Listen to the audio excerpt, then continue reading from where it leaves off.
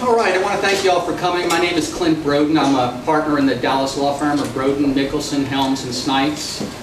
The main reason we called this press conference this morning, and I appreciate y'all coming, or this afternoon on such short notice, is based on the press conference the police chief Stroman gave on Friday, where he basically expressed absolutely no remorse or any feelings for the wrecked lives that the Waco Police Department caused by arresting 177 people at the Twin Peaks in a fill-in-the-name affidavit.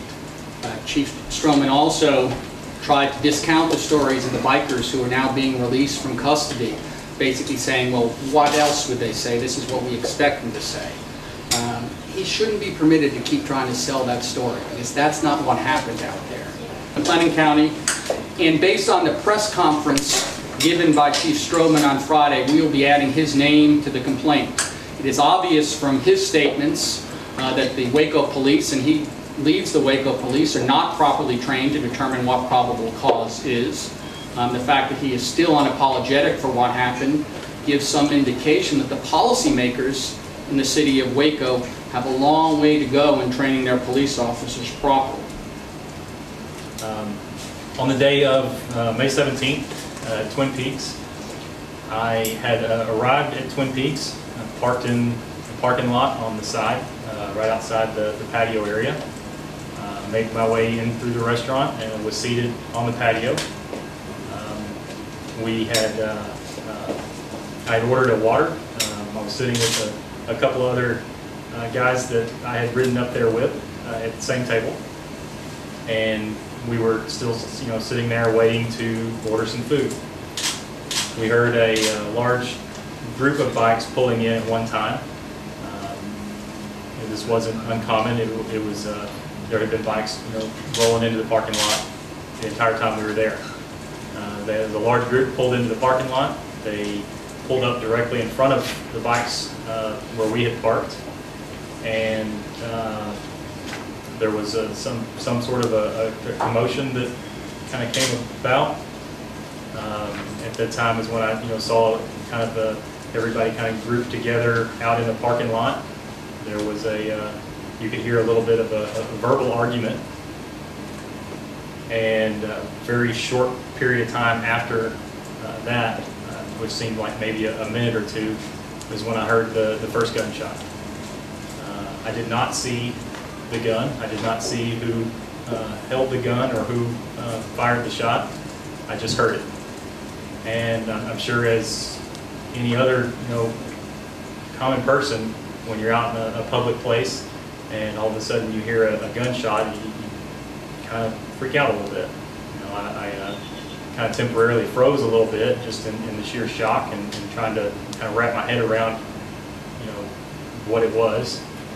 Almost immediately it was followed by another gunshot, at which time I was trying to make my way through the patio to a side door there that went into the restaurant.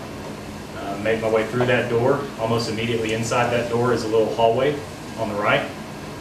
Tucked around behind that hallway and waited there in that area for, it seemed like forever. Constantly hearing gunfire, kind of fearful for what could happen next. What is something going to come around that corner. Short in the period of time after that was when the law enforcement made their way through the front door. They ordered everybody to the ground. Everybody in the restaurant then kind of just laid out, put their hands out in front of them, and laid there until they asked for everybody to get up and make their way out the front door. They marched us out the front door, around the side of the building, walked us kind of right through the middle of the area where everything had occurred. Walked by several bodies laid on the ground, and then made my way back to the back of the restaurant, where at that time they lined us up and searched us.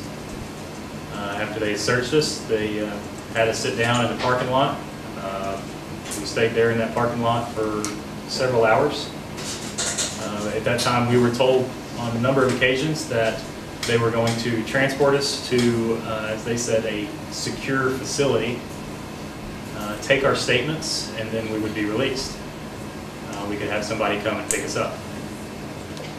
So at that time, I was understanding the fact that I was going to be there for a while, but that I should have been, I should be able to make a call and get somebody to pick me up that night, and after I had made my statement, and be able to go home with my family. It wasn't until the next day, after they had kept us in our little zip tie handcuffs the entire time we were at the convention center, overnight. Many people were having to find a way to sleep with their hands tied behind their backs. We had to basically just try to come up with any way we could to get comfortable in such an uncomfortable position. They then, the next day, after they had gone through and pulled every person out individually and questioned us and took our statements, put us back in the room again, and then the next day is when they kind of gathered us all into another bus and sent us then over to the Highway 6 jail. Went through a very long booking process there, but with the 177 people that they're trying to process through there, it wasn't until probably around 2 a.m. on Tuesday morning that we were finally put into an area where we had a bed and somewhere to sleep. Spent then another, a good over 2 weeks locked up in that facility, and was given no statements given to us as to what the deal was, as far as other than we were told we were being arrested for probable cause. Backtrack just a little bit. During the booking process, we were initially taken through the booking at the Highway 6 jail. Then they transferred us, walked us across the parking lot to the Jack Harwell Detention Center, where we went through another booking process there. It was at that time when we were in a holding cell with another probably 20 to 30 people that the magistrate came in, and in a large group of us standing there, he told us that we were all being charged with engaging in organized criminal activity, and that all of our bonds were being set at $1 million. Why is there not some resemblance of justice here, for the innocent? I mean, I was nothing more than a witness that day, which I didn't really even witness anything. I heard gunshots, I saw a verbal altercation, but beyond that, I mean, I was just there. The only thing I can think of is in their eyes, and that the law enforcement eyes, that me being there is their probable cause, and it didn't make any sense to me. I do run a landscaping franchise and have spent my entire life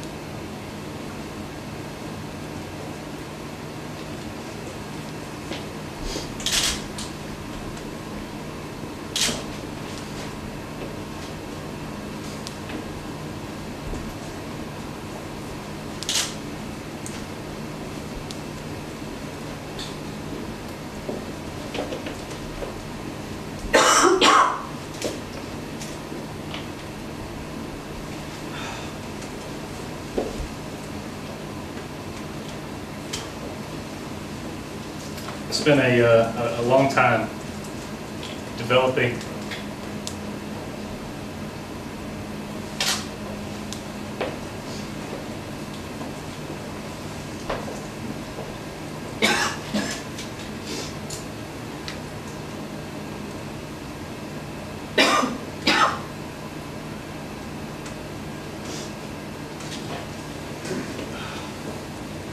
sorry. So, I mean, that was all that we ever talked about. Would you say a majority of the bikers that you were in jail with are completely innocent? Absolutely. And you were there 16 days. Yeah, 16, 17. I got out on a Tuesday, whichever day that was. Did you have any kind of lose weapons track on you? of it. Did you have any weapons on you that day? I did not. The only thing I had with me that day was a small miniature pocket knife that I carried in my pocket everywhere I went. I mean, I'm a guy, a landscaper. What guys don't carry a full pocket knife? Did you know that the other people had weapons? I did not, no. Matt, did they do an intake on you folks to find out if you were employed, that you have a stable residential history and ties to the community? Were there any intake done, any identification of that nature done on y'all when you were booked in? Not that I know of. All I remember of that stuff was getting my picture taken, seemed like every time I turned around, and fingerprints and stuck in a really hideous looking jumpsuit. We thank you, Hoss. When you were wearing scimitar paraphernalia that day, is that Yes. right? Did you have anything on you that supported Cossacks as well? We wore a patch on the front of us that says, has a Cossack insignia on it, yes. Have you had a chance to watch the press conferences that were done immediately afterwards? And if so, give any comments on what was said there? I did see a lot of the stuff that was initially being released. It was frustrating. It was aggravating to listen to the law enforcement to just collectively identify every person as this. You know, I think his wording at the time was a vicious gang member. I'm by no means a vicious anything. Yeah, and I'm a former military attorney for 27 years. I had been the staff judge advocate at Fort Hood twice, and my partner that also represents these individuals, Darrell Walker and Rolando Reyes, is former district court judge Susan Christ, who was a district court judge in Galveston for over 13 years, and we've both been working on these cases for the last several weeks. Just a few brief points I wanted to make about both Rolando Reyes and former Master Sergeant Darrell Walker. Darrell Walker was a military police officer for over 20 years. He served his country both in peace, and he served in combat in Afghanistan twice, where, as was mentioned before, he received 2 Bronze Stars medals and also a Navy Marine Corps medal for helping to evacuate casualties during a mass casualty event in Kunar province in Afghanistan. His wife is also a former military police officer. They had arrived at Twin Peaks approximately 10 minutes before this incident took place. They were nowhere near where the shooting took place. They complied with every instruction that they were given by police officers, cooperated with them, and just like you heard from Matt here a few minutes ago, they were taken into custody. Very similar story. These 2 individuals belong to a small motorcycle club in the clean Fort Hood area.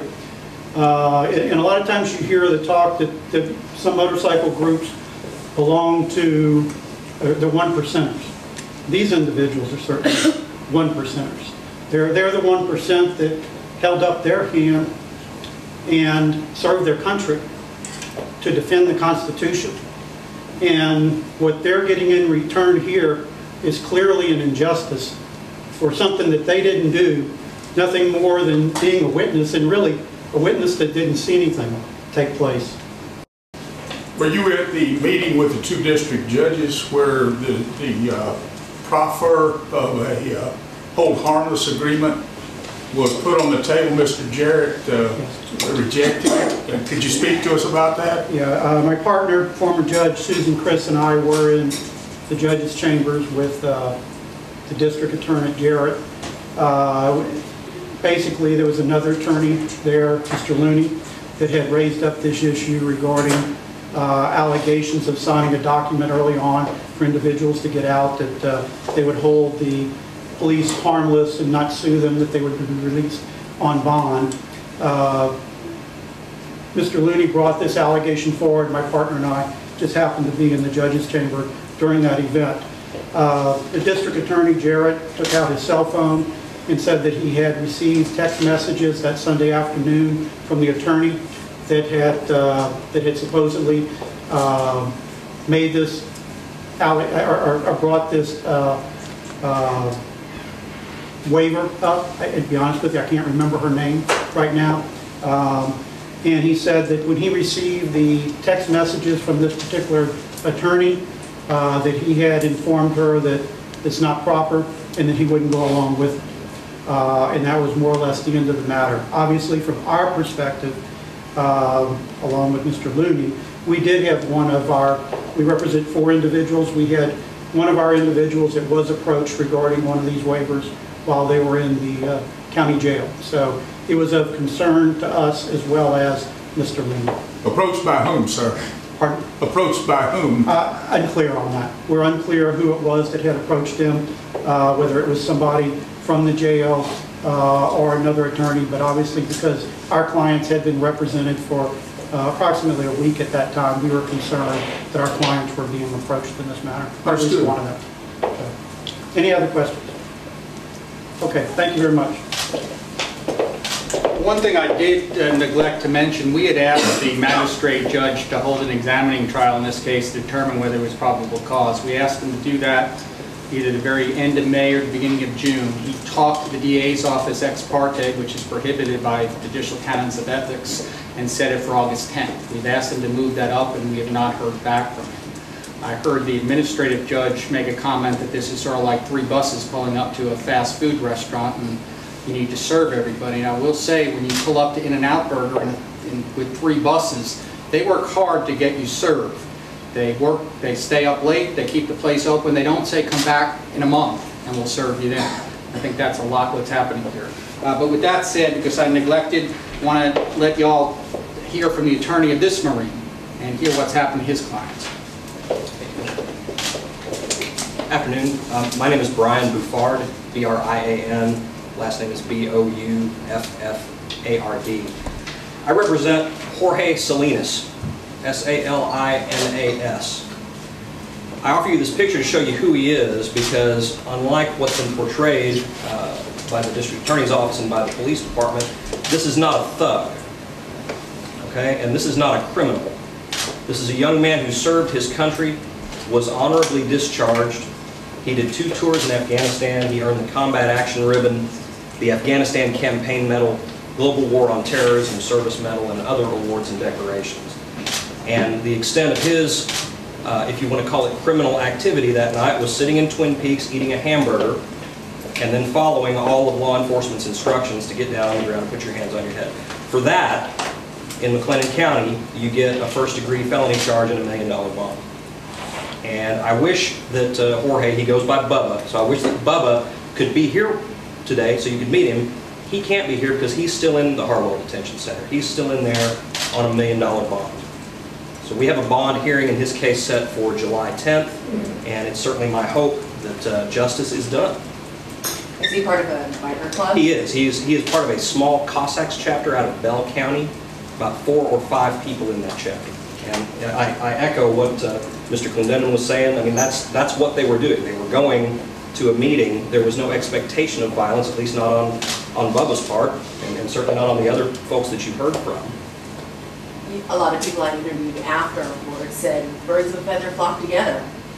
They go and you hang with the Crips and the Bloods, you got to know something's going to go down. When you go hang out with the Bandidos and the Cossacks, you got to know something's going to go down. I mean, or the possibility is, it's probable that something's going to go down. You put yourself in harm's way. Well, I mean, the only thing I would say to that is we live in a country that has freedom of association. You know, you can join clubs, you can do things.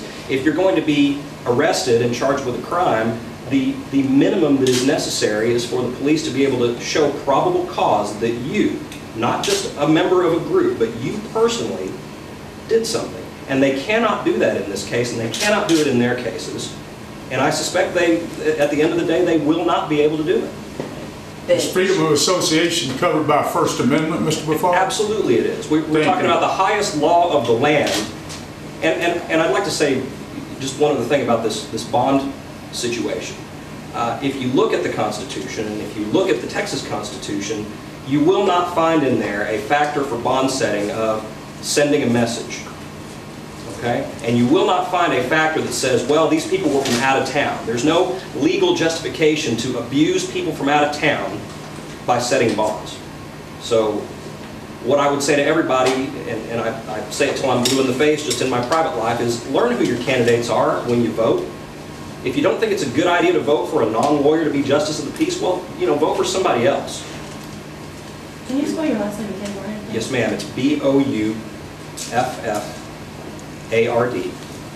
I'm a lawyer in Fort Worth. I'm appointed on this case. I've not been hired in Bubba's case. Several of us from surrounding counties, a lot of us in Fort Worth, several in Dallas, and some of the other counties have stood up and said, yeah, we'll come here and help. Because Clendennen County just doesn't have the size of a defense bar that it needs to handle 170 wrongfully arrested people. So You think all 70 are wrongfully? oh, well, no, I'm not saying that all 170 are completely innocent, because apparently some criminal activity took place. And again, I haven't seen the evidence yet because that hadn't been provided to us. But you do the investigation and you arrest those people. Or maybe you set reasonable bonds and let everybody out, and then raise the bonds on people who you investigate and find committed actual crimes. That's the way it's done, and that's the way it wasn't done in this case. Will that be part of your pleadings when you go before the probable cause hearing to ask them to show cause as to probable cause, and to plead with the judge that if he does not see probable cause to set your bond at the maximum of $25,000? That's Section 14.033 Code of Criminal Procedure. Will that be part of your pleading, sir? Well, sure. And let's face it, if there's no probable cause, they shouldn't have been arrested in the first place. They ought to be released and given an apology. We thank you, Hose. Yes, sir. In your experience as a criminal attorney, how often do you see $1 million bonds, and what crimes have you seen them for before? I've never in my career, I've been doing this for 18 years, I've never seen $1 million bond. I have seen cases of no bond, and sometimes a no bond is appropriate depending on the allegations and the level of proof, but I never in my career have seen anything quite like what we're seeing right now here in Waco. Thank you very much.